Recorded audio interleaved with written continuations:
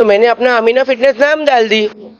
तो फिर बाद में इसने मेरे बोर्ड को भी आके फाड़ी और यहाँ से राउटर और मोबाइल जिम का रजिस्टर और बिल बुक जिसमें सबके एडमिशन्स होते थे जो अभी भी थे, जिन लोगों का इसने गर्ल्स पावर पार्टनर है बोलती, मगर पहले कहता था कि वहाँ पे भी अगर कोई बुकिंग करता था तो यहाँ पे एक्सरसाइज कर सकता था, यहाँ पे से भी अगर कोई मेंबर पैसा भरता था वहाँ पे जा सकता था, मगर वहाँ से उसने मेंबरों को बोली कि वहाँ से तुम पैसा लेके आओ, वो जिम मैंने बंद कर दी।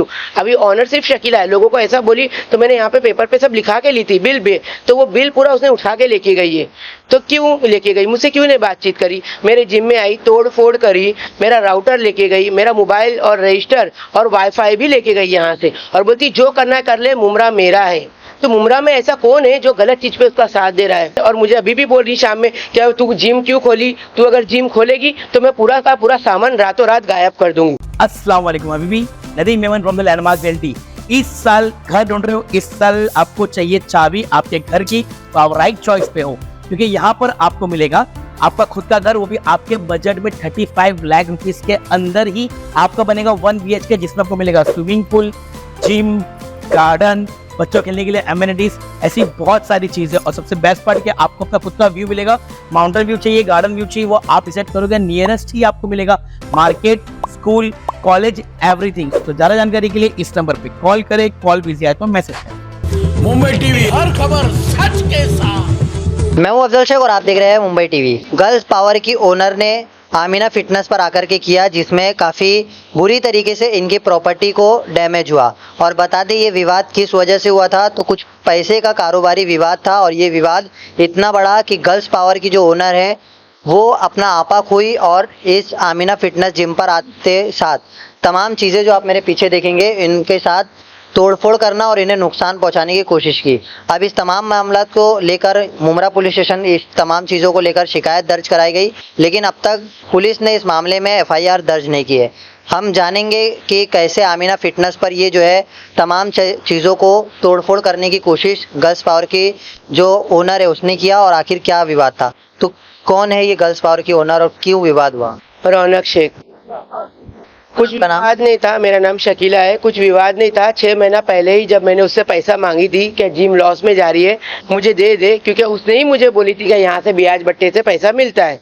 तो मैंने बोली मेरे को नहीं करना है, तो बोली नहीं कर ले, तू मेरी बहन है, अच्छे से दोनों मिलके जिम चलाएंगे। 1.5 साल में उसने कभी जिम को देखी भी नहीं, करी भी नहीं, खाली आती है और जाती है, और हर महीना आती है, अपना कुछ ना कुछ जो बनता है लेके जाती है, ना ट्रेनर को सैलरी देती है, ना रेंट देती है, ना लाइट बिल भरती है।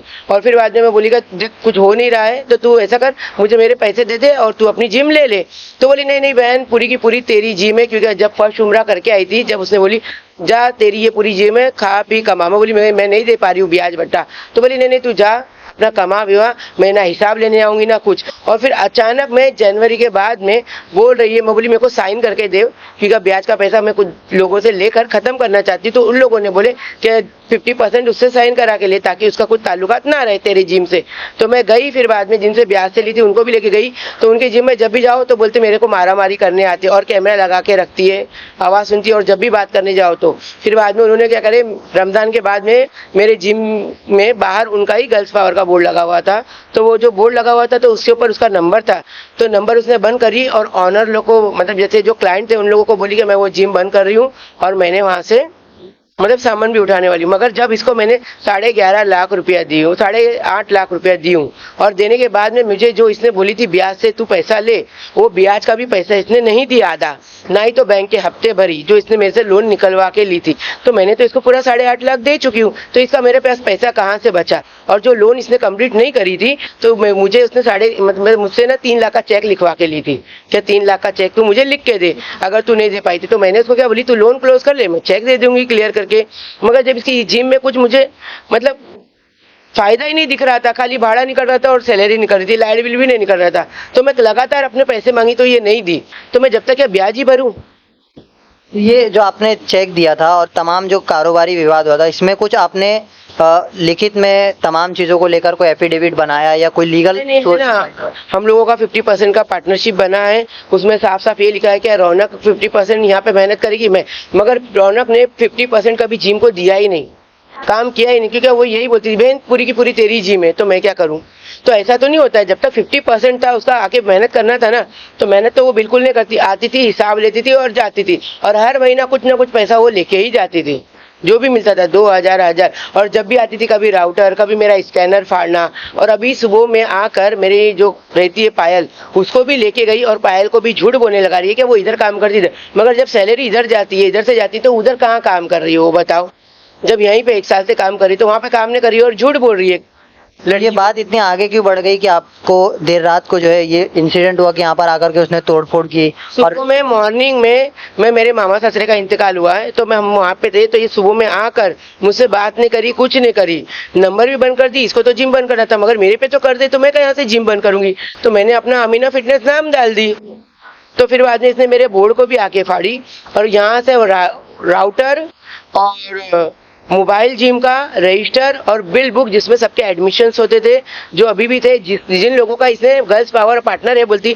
मगर पहले कहता था कि वहाँ पे भी अगर कोई बुकिंग करता था तो यहाँ पे एक्सरसाइज कर सकता था, यहाँ पे से भी अगर कोई मेंबर पैसा भरता था वहाँ पे जा सकता था। मगर वहाँ से उसने मेंबरों को बोली कि वहाँ से तुम पैसा लेके आओ, वो जिम मैंने बंद कर दी।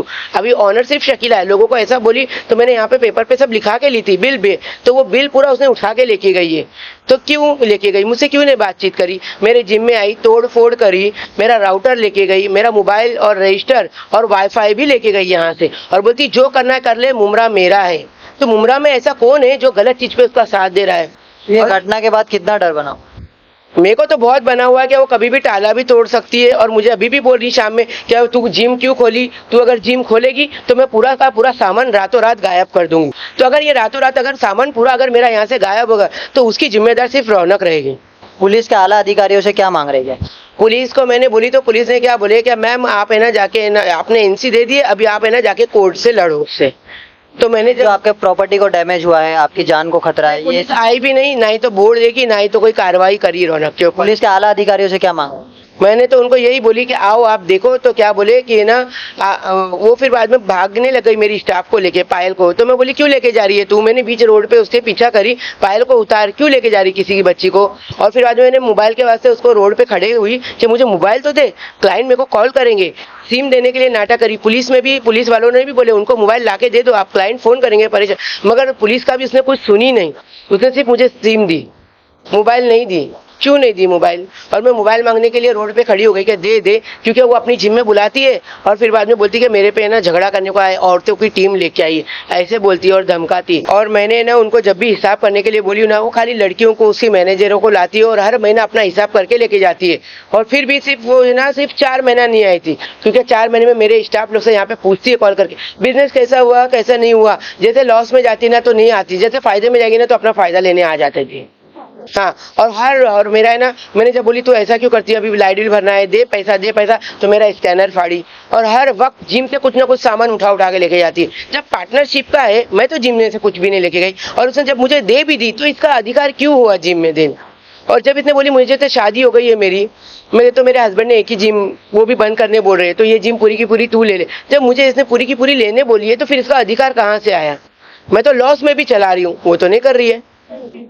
तो मेरे जिम में से अगर एक भी सामान गया तो मैं यही कहूंगी कि रौनक ने यहाँ से लेके गई। तो ये तमाम चीजों को लेकर जिस तरीके से जो बातें रौनक मेमन पर आरोप लगाते हुए शकीला ने कहा कि ये तमाम जो आमीना फिटनेस को लेकर विवाद शुरू हो रहा है, इसका सिर्फ एक ही कारण है कि इसे पहले जो है गर्ल्स पावर करके नाम से फ्रेंचाइजी लेकर के पार्टनरशिप में इन दोनों का कारोबार चल रहा था। लेकिन ये कारोबार का इस तरीके से मामला बढ़ा कि अब इनके फिटनेस सेंटर को वो बंद कराने के लिए तमाम चीज़ों को कर रही है। अब ये देखना है इस मामले के बाद पुलिस प्रशासन किस तरीके से इस मामले को गंभीरता से देखता है, क्योंकि ये मामला आगे जाकर के बढ़ भी सकता है। ये जिम जब चालू हुई है ना, तो इसमें ना पहले रूही पार्टनर थी, फिर इमरान 18 आवर्स वाला भी पार्टनर बना, फिर बाद में मुझे, मतलब इसके पास पैसे नहीं थे, ये खाली इससे पैसे ले रही थी, उसको दे रही थी, उससे ले रही थी, और बोलती 15 लाख की जिम है।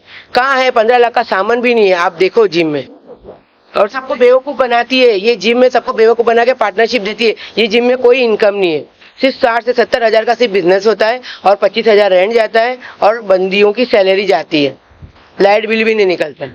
तो ये तमाम मामलात को लेकर अब ये देखना है कि इस मामले को पुलिस प्रशासन किस तरीके से कानूनी कार्रवाई करते हुए इनके ऊपर एक्शन लेते हुए अब इनको एक जस्टिस दिलाती है। कैमरामैन नावेद कुरैशी के साथ आप दर्शक, मुंबई टीवी।